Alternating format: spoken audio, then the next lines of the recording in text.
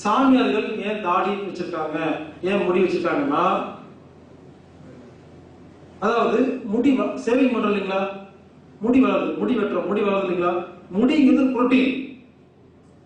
எந்த அளவுக்கு சேவிங் பண்ணிட்டே இருக்கிறீங்களோ, முடி வளர்ந்துகிட்டே இருக்குதோ, அப்ப என்ன ஆகுது, புரோட்டீன் உடம்புல இருந்து செலவாயிட்டு இருக்கு, எனர்ஜி, சக்தி. முடி அடிக்கடி வெட்டிட்டே இருக்கு, சில பேருக்கு அடிக்கடி ஒரு 1 வீக் வரைக்கும் வெட்டிட்டே இருப்பாங்க, கொஞ்சம் கொஞ்சமா கொஞ்சம் கொஞ்சமா. என்ன ஆகும், வெட்ட வெட்ட என்ன ஸ்பீடா வளரும், உடம்புக்கு சக்தி செலவாகுதுங்க. சேவிங் பண்ண மறுபடியும் வளருதா, சக்தி செலவாயிட்டு இருக்கு, ஸ்பீட் அதிகமா இருக்கும். இதே தாடி அப்படியே விட்டாச்சு, முடி வெட்டல, என்ன தெரியுமா, ஆரம்ப ஸ்பீடா வளரும், போக போக என்னாகும், அப்புறம் வளரவே வளராது, அது மெதுவா வளரும்.